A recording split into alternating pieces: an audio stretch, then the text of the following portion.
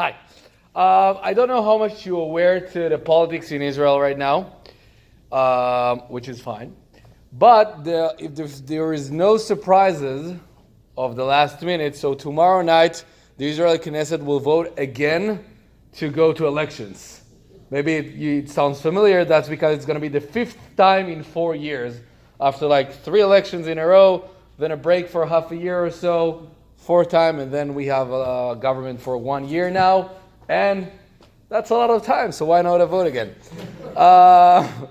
So I hope, we're planning to do some kind of like video to explain it a little bit, so I'm not going to get into it now. Shani and me will probably, Bezrat Hashem, we're going to do a short video to explain what it is.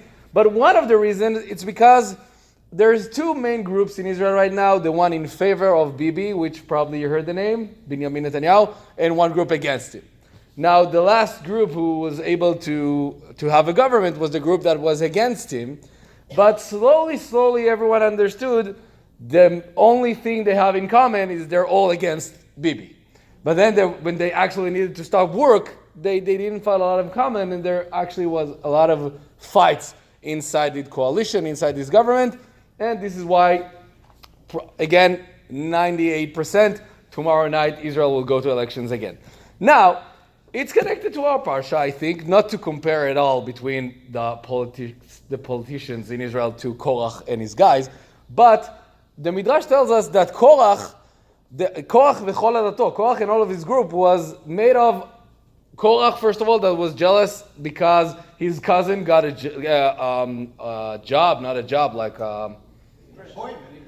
leadership position, and he's not. We had Datan ve'Aviram, who were jealous also. They were part of tribe of Reuven, so they thought tribe of Reuven need to lead us now, not Levi, like Moshe and Aaron.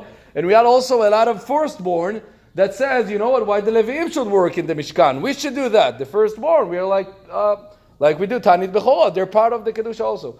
So the Midrash tells us in Edat Korach also there was a lot of people that were against Moshe and Aaron, but really they didn't have a lot in common.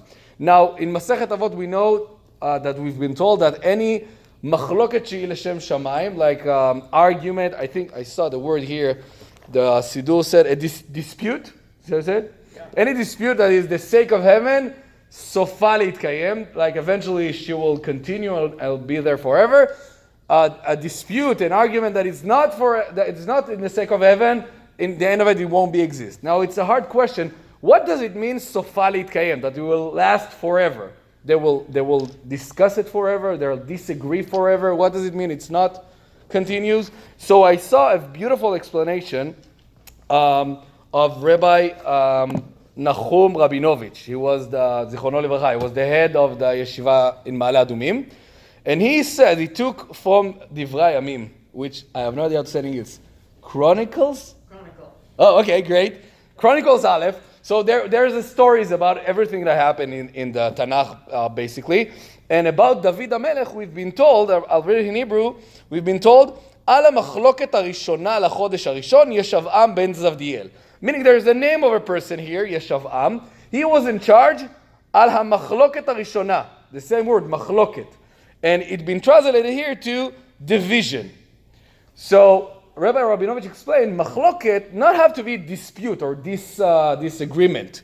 It can be also just group of peoples. And now if we get back to that Mishnah from Pirkei Avot, we understand what does it mean, machloket she'i l'shem shamayim?